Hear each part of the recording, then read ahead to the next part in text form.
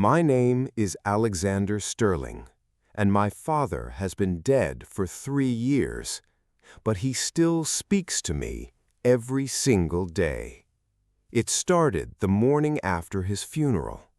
I was sitting in his study, surrounded by the artifacts of his life, the leather-bound books, the antique globe, the framed photographs of a family that had long since fallen apart.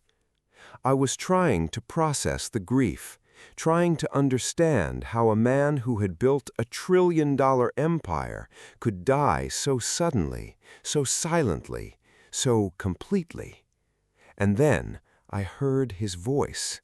It was faint at first, barely a whisper, like a distant echo in a cave, but it grew louder, clearer, until it was unmistakably his. "Alexander," he said, "don't be afraid. I'm still here. I've always been here." I spun around, my heart pounding, my eyes searching the room for any sign of him, but there was nothing, just the empty chair behind the desk, the cold fireplace, the silence of the house. I told myself it was grief. I told myself it was stress. I told myself it was my mind playing tricks on me. But the voice didn't stop. It continued, day after day, week after week, month after month. My father was dead, but he was also alive.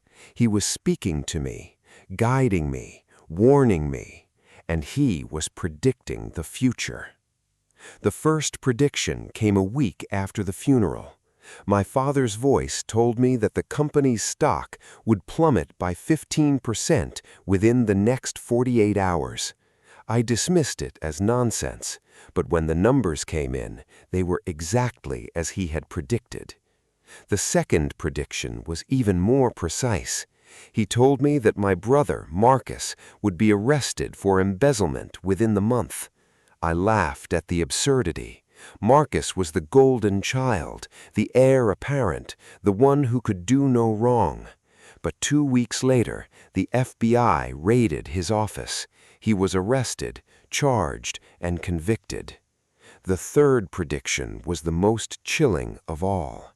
My father's voice told me that my sister, Eleanor, would die in a car accident on the night of the shareholder meeting.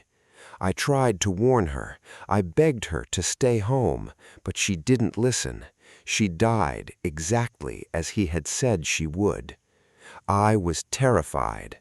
My father was not just a ghost. He was a prophet. He had known everything that was going to happen. He had planned it all from beyond the grave, and now he was using me to carry out his final vision. The revelations came slowly at first.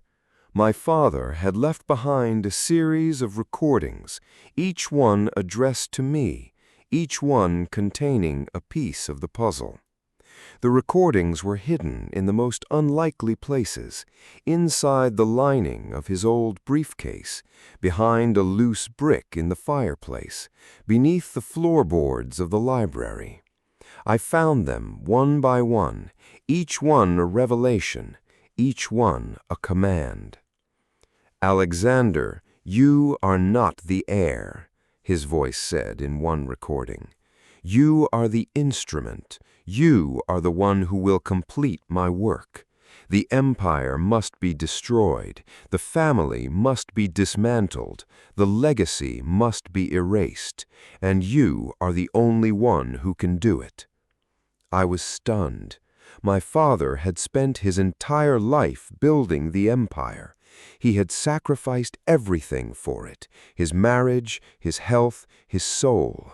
And now, from beyond the grave, he was telling me to destroy it. I couldn't understand. I couldn't accept it. But as I listened to more recordings, the truth began to emerge. My father had not been the visionary everyone believed. He had been a monster. He had built his empire on a foundation of blood and lies. He had murdered rivals, bribed officials, and destroyed countless lives. And in his final years, he had been consumed by guilt. He had tried to undo the damage he had done, but it was too late. The only way to atone was to tear it all down. I was the only one he trusted to do it. I was the only one who had the strength, the cunning, and the ruthlessness to carry out his final wish.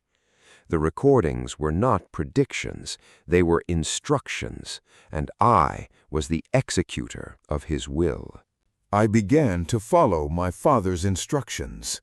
I dismantled the empire piece by piece. I sold off the subsidiaries, liquidated the assets, and donated the proceeds to the victims of my father's crimes. I exposed the corruption that had been hidden for decades. I brought down the board members, the executives, the politicians who had profited from the empire's shadowy dealings. It was the most difficult thing I had ever done. I was destroying my own inheritance, my own future, my own family. But I knew it was the right thing to do. My father's voice guided me through every step. He told me who to trust, who to betray, and who to eliminate. He told me where to find the evidence, who to contact, and when to strike. He was the architect of the destruction, and I was his instrument. The empire crumbled, the fortune was scattered, the family was shattered, and I was left with nothing but the hollow satisfaction of justice. But the revenge was not complete, not yet. There was one more piece of the puzzle, one more secret that my father had buried. It was the secret of his own death. My father had not died of a heart attack. He had been murdered, and the killer was someone I trusted, someone close to me, someone who had been pulling the strings from the shadows. The revelation hit me like a physical blow. My father's voice had been warning me, but I had been too blind to see it. The killer was my mother. My mother, who had been the perfect wife, the grieving widow, the silent supporter of the empire. She had killed my father because he had discovered her secret. She had embezzled from the company for years, funneling money into accounts that had been hidden from everyone. And when my father had confronted her, she had silenced him permanently. I confronted my mother in the mansion's grand foyer. She didn't deny it. She looked at me with cold, calculating eyes and said, "He was going to destroy everything. He was going to expose me, ruin me, and leave me with nothing. I did what I had to do." I stared at her, my mind reeling. The woman who had raised me, who had loved me, who had protected me, was a murderer. She had killed my father. She had destroyed my family. And she had been waiting for the moment when she could take control of the empire. I made a decision. I would not expose her. Not yet. I would let her believe that she had won. I would let her take control of the remnants of the empire. I would let her think that she had outsmarted us all. And then, when the moment was right, I would destroy her. I spent months planning my revenge. I gathered evidence of her crimes, documented her embezzlement, and built a case that would put her away for life. And then, on the night of the annual shareholder meeting, I struck. I released the evidence to the press, the regulators, and the public. My mother was arrested, tried, and convicted. She spent the rest of her life in prison, a broken woman who had lost everything. I visited her once. She looked at me with hollow eyes and said, "You are your father's son, after all." I didn't respond. I just walked away. The aftermath was brutal. The empire was gone. The family was destroyed. The fortune was scattered. But I had accomplished what my father had asked me to do. I had dismantled the legacy of corruption. I had exposed the lies. I had avenged his death. And I had found a new purpose. I founded a charity that helped victims of corporate greed. I wrote a book about my experiences, a testament to the power of redemption. I traveled the world, speaking to audiences about the importance of truth, justice, and forgiveness. I became a symbol of hope, a voice for the voiceless. But I never forgot my father. His voice still echoed in my mind, a constant reminder of the journey we had taken together. He had been a monster, but he had also been a man who had tried, in his own broken way, to make things right. And I was proud to be his son.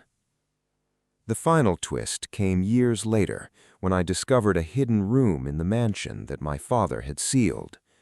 The room was filled with letters, hundreds of them, each one addressed to me. They were written in his own hand, dated from the years before his death. They were confessions, explanations, and apologies. In one letter, he wrote, "Alexander, I know you will hate me when you learn the truth. I know you will never forgive me for what I did, but I want you to know that I loved you. I loved you more than I have ever loved anyone. And I am sorry. I am so sorry for everything I put you through." I read the letters with tears streaming down my face. My father had been a monster, but he had also been a man who had loved me in his own broken way.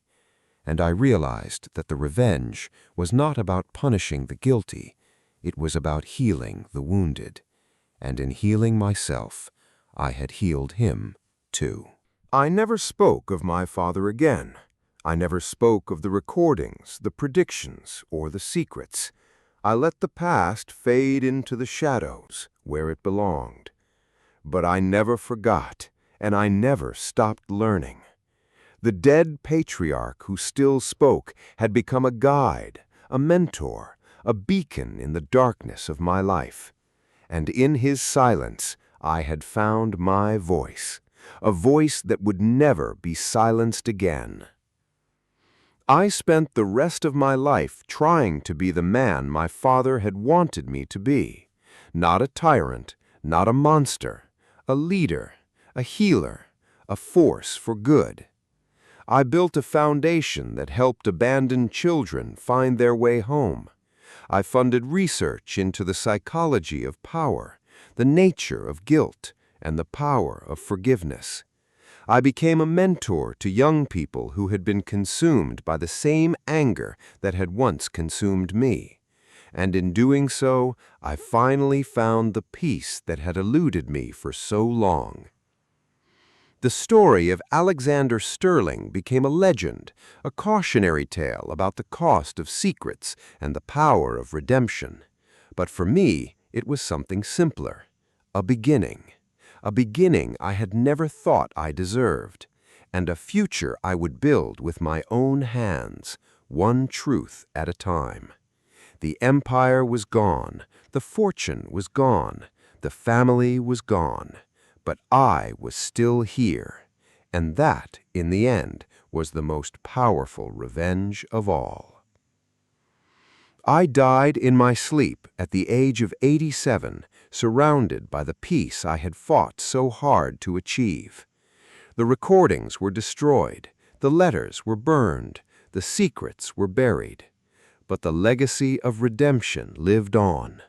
My father's voice was finally silent, but his spirit was alive in the work I had done, the lives I had touched, and the future I had built. The final chapter of my life was not about destruction, it was about creation. I had turned a curse into a blessing. I had transformed a legacy of lies into a testament of truth. And I had finally found the peace that had eluded me for so long. The dead patriarch who still spoke was gone, but the son who had listened had become a force for good, a force for hope, a force for change. And in doing so, he had become the hero of his own story.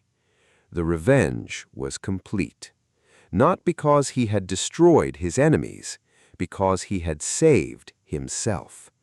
and in saving himself, he had found the freedom that his father had spent his entire life chasing, the freedom to be nothing, the freedom to be everything, the freedom to be himself.